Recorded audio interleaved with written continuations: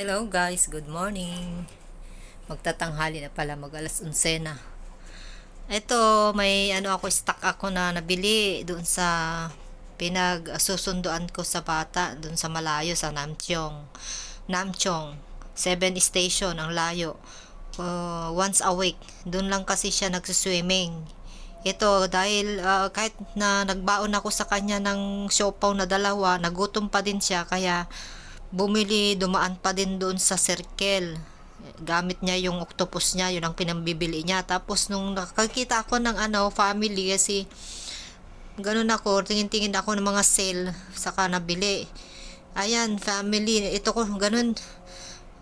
Ngayon lang ako nakakita ng ganito na family na sardines. Amura guys, sardines in oil. So, may stock ako 4. Bakit 4 ang nabili ko? Nakasale yan. Pag kasi isang binili mo, $450. Pero pag 4 ang binili mo, magiging $16 na lahat. So, ang kalabasan noon ay $4 na lang.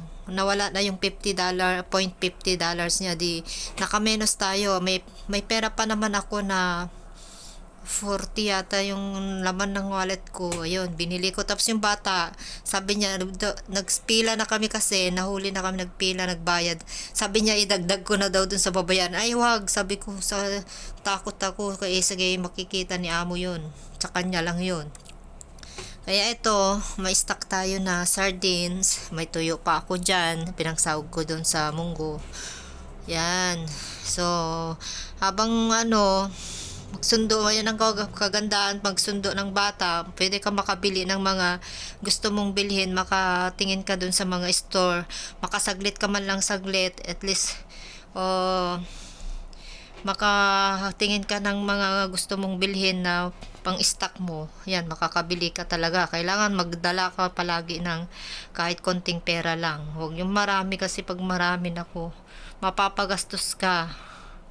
Tipid tayo kahit papaano.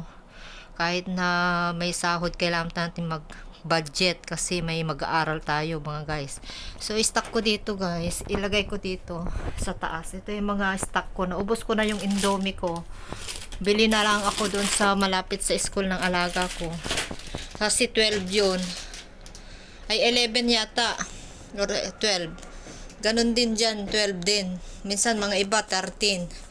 Pag 12 or ka 11, makabili ka na ng Indomie. Ayan, isang pack, 5 yung, ayan yung kinain ko kahapon, 'di ba guys, bago ako nagsundo.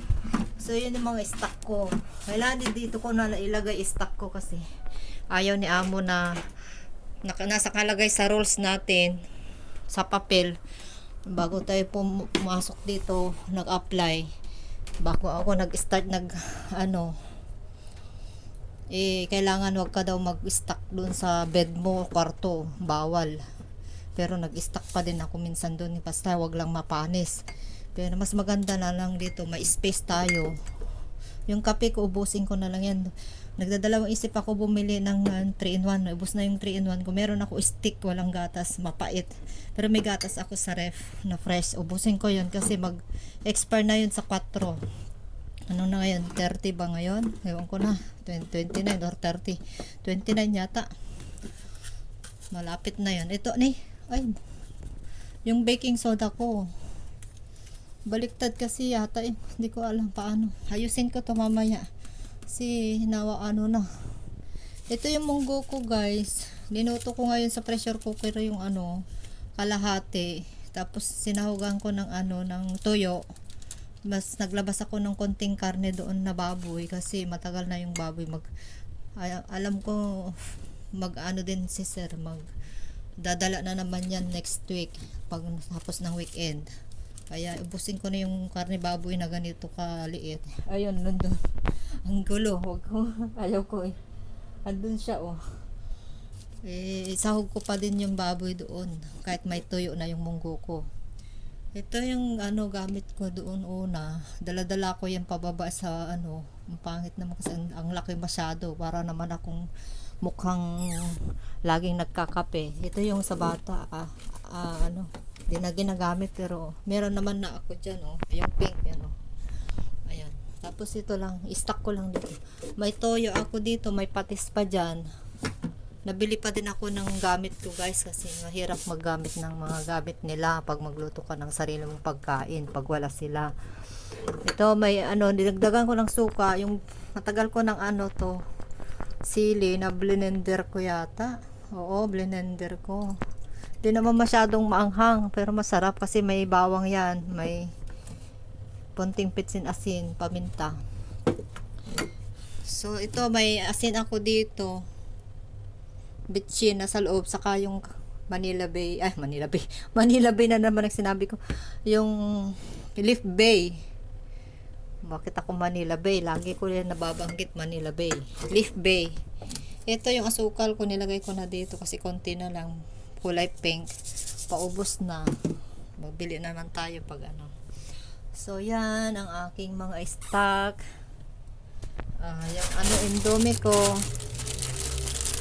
bibili na naman tayo.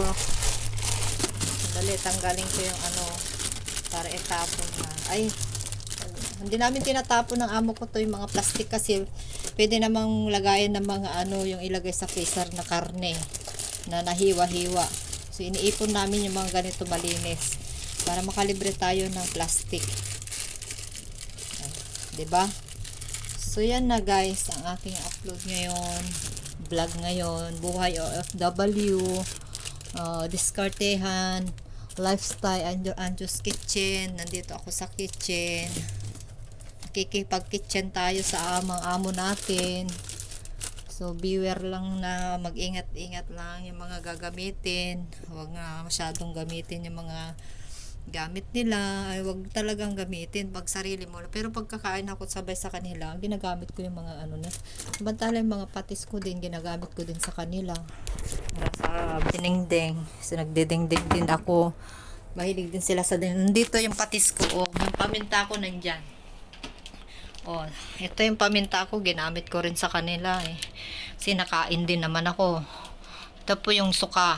Nilagay ko na dito kasi mahaba yung ano suka. Hindi kasya dito. Hindi yan napasok.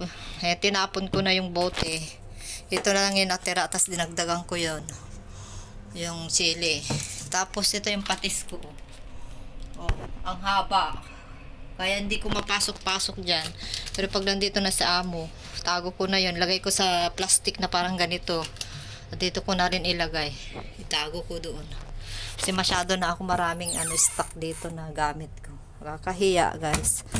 Nakakahiya pag ano, makalat ako dito sa mga ito. Hindi ko rin tinatapon kasi pinag-stockan ko siya ng siopaw. Nilagay sa freezer. Ito, ayusin ko to. Pero ganito na lang. Tanamad na ako. Maglalaba pa ako. Kasasampay ko lang yung damit nila guys. So, bye-bye na guys. Itong aking mga stock. Meron pa ako spaghetti nandun sa bed ko. Ilipat ko na lang dito mamaya.